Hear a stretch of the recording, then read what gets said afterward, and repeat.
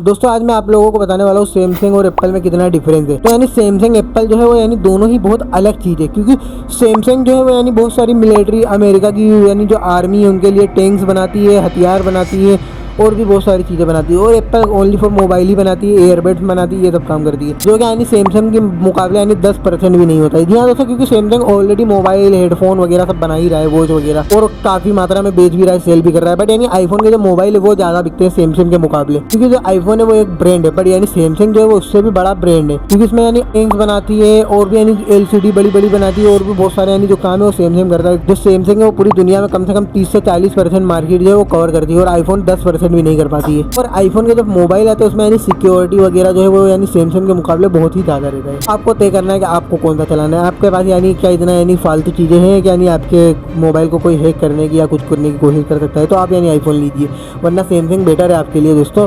क्योंकि इतना रुपया खर्च करके आईफोन लेना है तो आप यानी सैमसंग का 20,000 का 25,000 का मोबाइल भी चला ही सकते हैं। जानकारी अच्छी लगी वीडियो को लाइक जरूर करो और चैनल को सब्सक्राइब करना ना भूलें।